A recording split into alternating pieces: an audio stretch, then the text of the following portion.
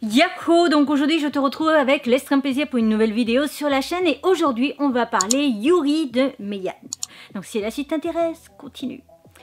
Donc aujourd'hui on fait une vidéo Extreme Manga, j'achète ou pas 100% Meian. Tu vas voir le temps de l'intro parce qu'il va être assez long. Je dois te dire aussi que prochainement il y aura une autre vidéo Extreme Manga, j'achète ou pas spéciale Meian mais hors Yuri.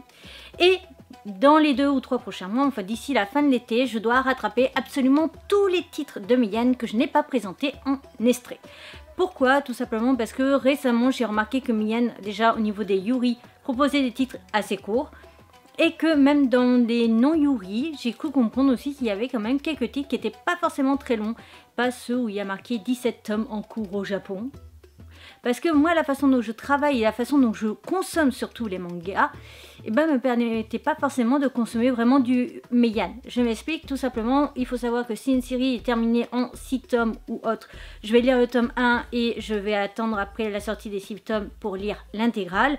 Et si c'est une série par exemple en, je sais pas moi, 17 tomes terminée, je vais lire les 2 premiers tomes et je vais attendre pareil la fin de la série. De toute façon, peu importe le nombre de tomes, ou alors quand c'est toujours en cours, je vais lire par exemple les 2 premiers tomes que va sortir Meian ensemble pour faire une vidéo, te donner un avis de début. Mais en fait j'ai jamais pu faire une vidéo de fin quasiment parce que tous les titres qui m'intéressent sont toujours en cours. Bon, il y a 2 titres de Meian qui m'intéressent, Gannibal et Shildon, qui sont terminés, mais sinon la plupart des titres de chez Meian ils sont toujours en cours, en tout cas ceux qui m'intéressent, ou alors c'est des vieux titres qui ne m'intéressent pas forcément. La première vidéo Extreme Manga j'achète ou pas était avec que des flops je crois. Bref, toujours est-il. Donc du coup c'est pour ça aussi que je te présente très peu de Meian depuis 2 ans, parce que ma façon de consommer le manga ne colle pas forcément avec cette maison d'édition. Et c'est pas leur faute, hein, c'est leur façon de voir et de proposer des titres. Et donc moi ça me correspondait pas. Donc j'avais pas envie, à part de faire des vidéos Extreme Manga, mais pareil, j'avais pas trop envie de m'intéresser à ce qui sortait en extrait. Parce que forcément après ça allait créer une certaine frustration de me dire ah oui mais par exemple toujours en cours avec 15 tomes, oh toujours en cours avec 10 tomes, sauf qu'on sait très bien que ça va finir en truc à rallonge, ou alors on attend depuis une éternité que les tomes sortent, enfin tu vois le topo. Donc du coup j'ai un petit peu mis de côté Meian, j'avoue. Et puis comme j'ai des titres à la pelle à lire, je sais pas si j'ai une sorte d'ombre moche là. Bref, on s'en fout. Donc comme j'ai en plus une tonne de mangas à lire qui sont dans ma pile à lire, je demande le moins possible de titres aux maisons d'édition. Akata, c'est pas pareil par rapport au fait que tout simplement, souvent c'est des séries courtes et que je reçois un mail de demande. Et après Manabook par exemple, il n'y a que ça qui rentre vraiment dans mes étagères ces derniers mois. Mais Manabook m'envoie en sauvage sans vraiment me demander mon avis. Donc il y a eu 2 ou 3 loupés comme on a pu le voir ces derniers temps. Depuis le début de l'année, il y a eu 2 loupés ou 3 je crois. Donc voilà. Donc voilà en ce qui concerne les grandes lignes. Donc cette fois-ci on fait les Yuri de Meian, en tout cas 4. Et la prochaine fois on fera autre que du Yuri. Et après je vais essayer de rattraper ça en juillet et août. Voilà. Je vais essayer aussi de compter combien il m'en restera après ces 2 vidéos là, pour savoir en combien de vidéos ça me fera. Soit je ferai en 4, ou, enfin avec 4 titres, soit avec 5 titres, etc., etc. Bref, toujours est-il, on attaque tout de suite avec le premier Yuri. Donut sous un croissant de lune. Au départ je me suis posé la question du pourquoi du comment ce titre, et en fait quand on lit l'extrait on comprend. Donc, nous sommes sur un titre qui date de 2019 au Japon et de 2025 en France. Donc, la série est terminée en 4 tomes. Le tome 3, alors, les tomes 1 et 2 sont sortis le 23/5 et les tomes 3 et 4 sortent en juin. Donc, ils ont été très rapides pour nous sortir tout ça. C'est un manga, donc, un Yuri dans le genre drame, mature, romance, school life, shoujo high. Donc Yuri, mais en fait oui, devrait avoir que des bisous. Relation entre filles, du coup, et travail. Voilà en ce qui concerne le titre. Pour ce qui est du résumé, Hinako a toujours voulu être une femme normale, se plier aux critères de beauté de la société et trouver l'amour. Après toutes ses déceptions et ses doutes envers elle-même, sa rencontre avec Sato, une collègue solitaire, va bouleverser sa vision des choses. Donc en fait on est avec Hinako qui est donc celle aux cheveux roses sur la couverture. Et elle essaye de coller aux diktats de la société, aux critères de beauté, elle essaie de se mettre en couple avec des hommes, mais il n'y a jamais rien qui se passe comme il faut. Et puis un jour, elle va être en date avec un homme, elle va le revoir une seconde fois et elle va lui dire finalement qu'elle pense que c'est pas la bonne idée d'être ensemble. Et finalement, ce soir-là, elle va croiser sa collègue justement le soir dans la rue.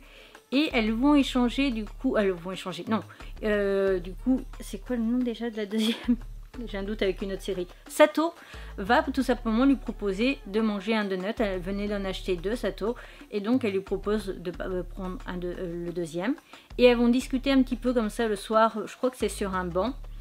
Et c'est là que en fait Hinako va tout simplement réfléchir à sa vision du monde, sa vision des choses. Et on va très vite comprendre à la fin du chapitre du coup que potentiellement elle serait intéressée du coup par Sato. En ce qui concerne du coup cette lecture, je l'ai vraiment énormément appréciée. Et est-ce que j'achète ou pas? La réponse est oui. J'ai vraiment été totalement conquis par cette série. J'ai adoré le fait justement qu'on mette en avant les fameuses règles de la société et tout ça, les diktats de beauté et autres. Ce que voudrait la société et ce que veut réellement Hinako et donc du coup leur relation à elle. J'ai vraiment apprécié l'idée et le fait que ça soit qu'en 4 tomes me plaît plutôt pas mal parce que je me dis qu'on va pas tomber non plus sur un truc à rallonge qui servirait strictement à rien. Là je pense que le message est beau, fort, intéressant à suivre et que 4 tomes ça doit être à peu près correct au niveau de pouvoir développer cette histoire. Donc je valide. Ensuite on continue avec I Can't Believe I Sleep Ways, bref, on sait qu'une fois de plus je sais pas dire ce mot. You. J'avais pas pensé du tout à le lire avant, excusez-moi. Donc on est sur un manga qui date de 2019 au Japon et de 2024 en France. Il est classé comme shonen, en tout cas ce que dit Notijon, dans le genre comédie, ecchi, romance, shoujo high, et du coup slice of life et quotidien. Pour ce qui est de cette série, elle est terminée en 3 tomes et donc elle est déjà terminée depuis donc juillet 2024. Et il me sert à mort le truc là. Donc voilà en ce qui concerne les grandes lignes et il est conseillé aux 14 ans et plus et pour l'autre manga il était aussi conseillé aux 14 ans et plus. Pour ce qui est de ce titre, un jour Koduka Shio, je vais rester sur Shio, sans emploi, s'aplie-toi sur elle-même et essaie d'échapper à la réalité lorsque sa propriétaire frappe à sa porte. Elle a 3 mois de retard de loyer. La solution de sa propriétaire, s'il te plaît, fais l'amour avec moi. Ainsi, les deux commencent à vivre ensemble une comédie romantique qui semble commencer par le seg, vers où cela les mènera.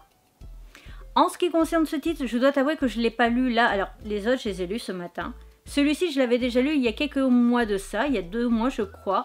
Et en fait, ce que je vais te dire sur mon avis va t'expliquer le pourquoi j'ai pas fait la suite au niveau des extraits.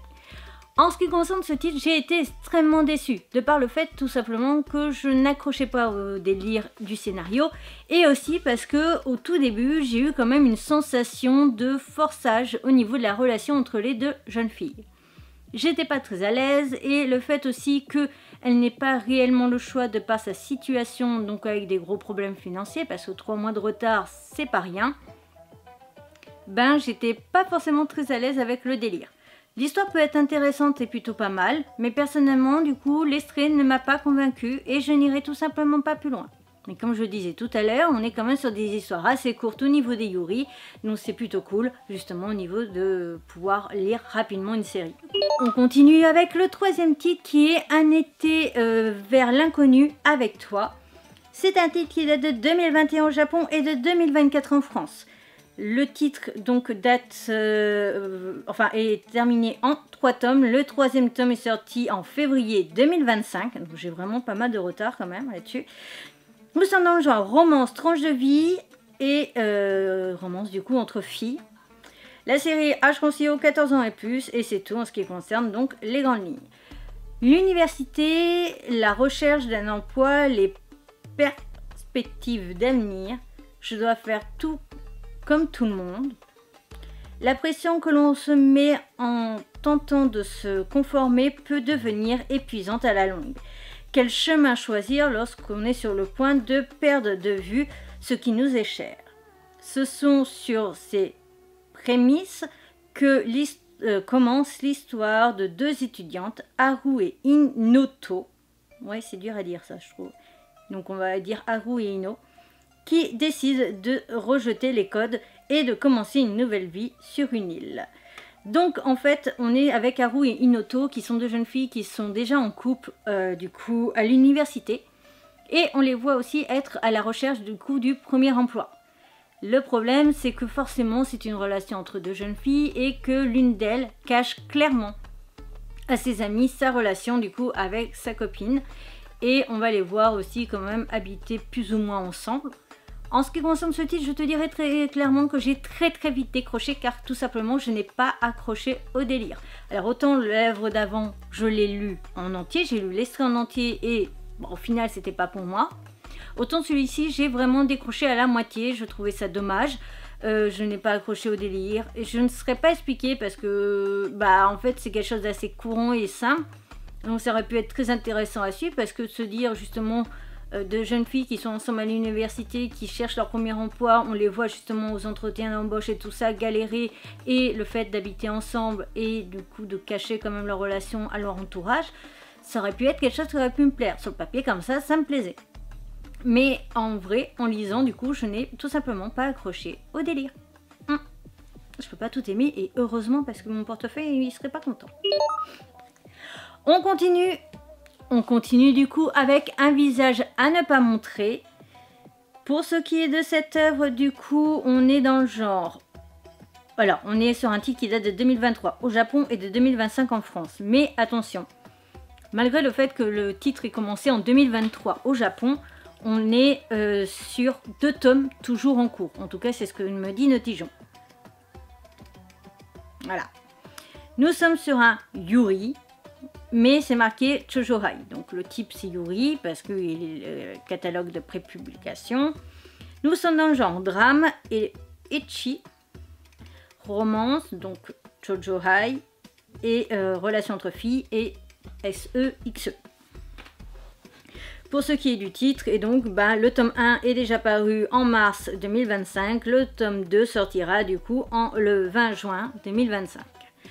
Pour ce qui est de ce titre, donc dans un recoin de la ville où la nuit commence tout comme elle se finisse, l'hôtesse numéro 1 des ventes du nom de Misa rencontre Io, l'actrice populaire du moment. Misa conduit cette dernière dans un bar lesbi où tout peut arriver et Io découvre une nouvelle facette de sa propre personnalité.